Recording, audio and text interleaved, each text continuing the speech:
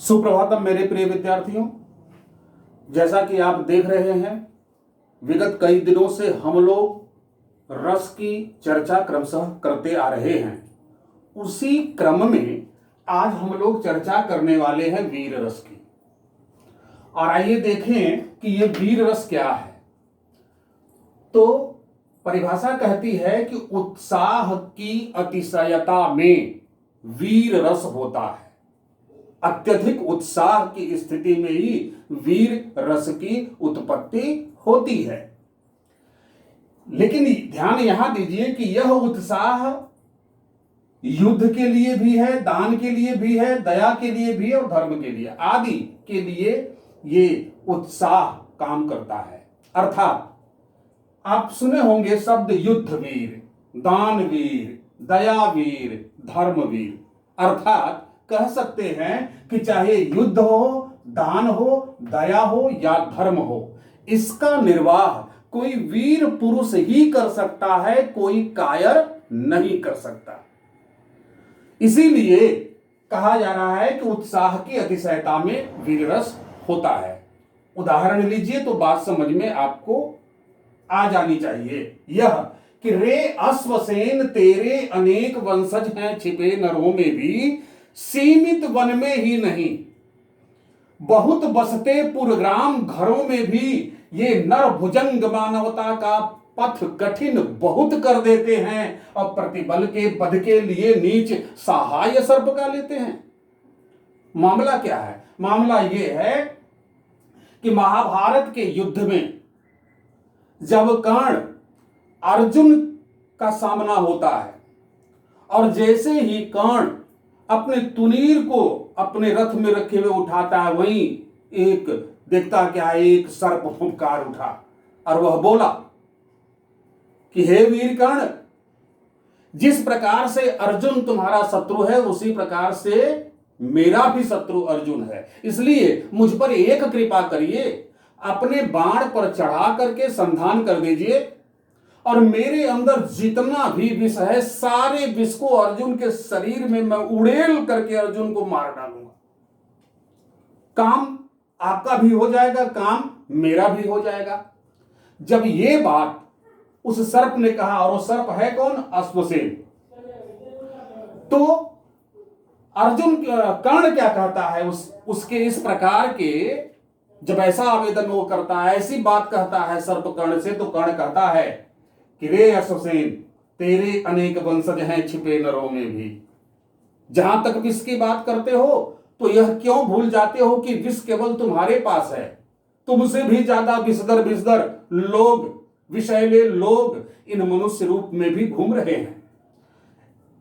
इतना ही नहीं, वह सीमित वन में, तुम समझते हो कि सर्पों का ठिकाना केवल सीमित वन है? नहीं, बल्कि ढेर सारे भिन्न भिन्न घरों में, गांवों में भी उनकी उपस्थिति है।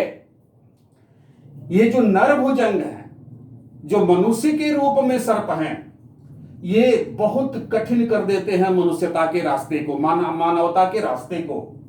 ये सारी बात अपनी जगह सत्य है, लेकिन आगे कहता है कर्ण कि प्रतिबल के बध के लिए नीच। इस समय कर्ण अत्यंत उत्साहित है अर्जुन से युद्ध करने के लिए। कहता है कि अपने ही समान बल वाले का वध करने के लिए, जितना बलवान मैं हूं उतना ही बलवान अर्जुन है। समान बल वाला जब एक दूसरे के आमने सामने हो तो क्या वो सहायता किसी सर्प का लेगा? इसलिए तू एक काम करो, यहां से जल्दी से भाग जाओ।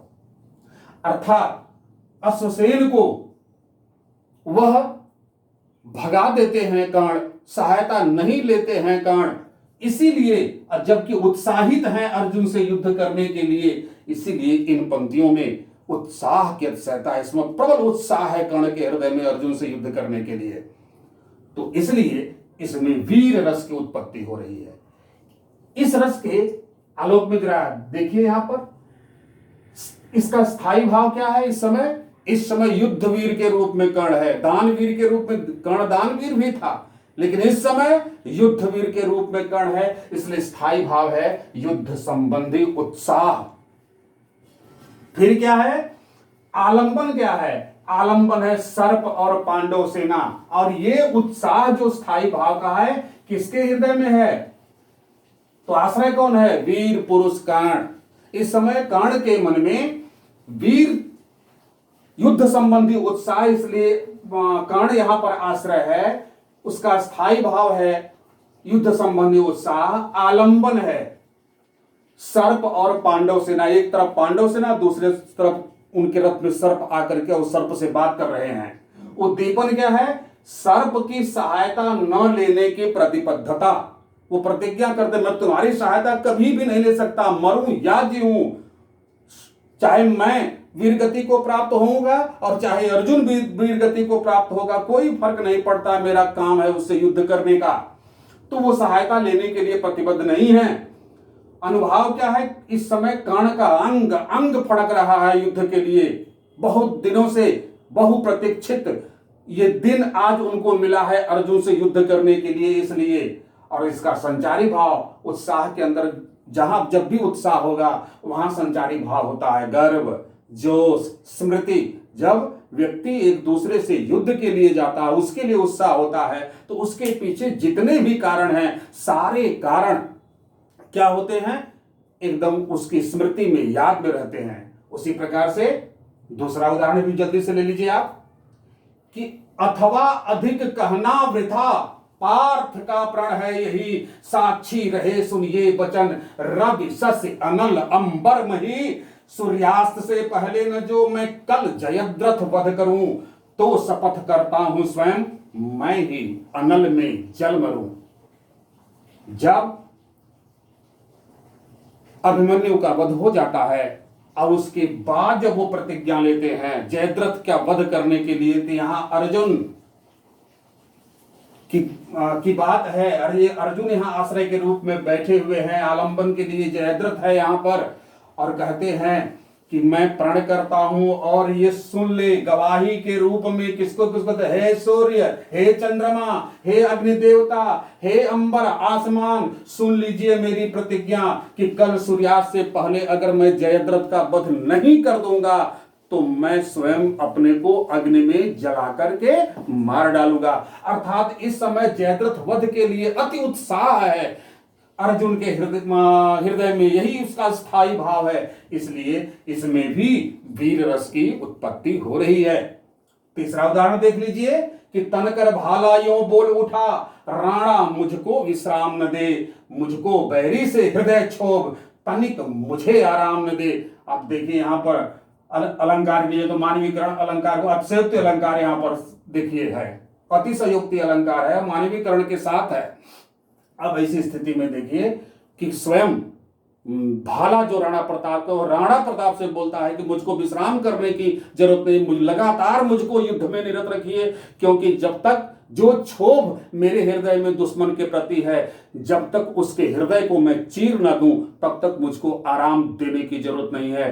अर्थात इसमें भी युद्ध संबंधी उत्साह है, जिसके कारण वीर रस की निष्पत्ति हो रही है। ऐसी ही तमाम काव्य पंक्तियां आपके सामने आएंगी जिसमें उत्साह होगा।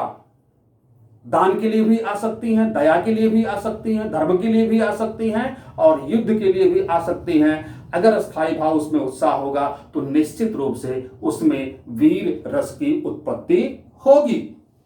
इस प्रकार से ये आपके सामने वीर रस रहा।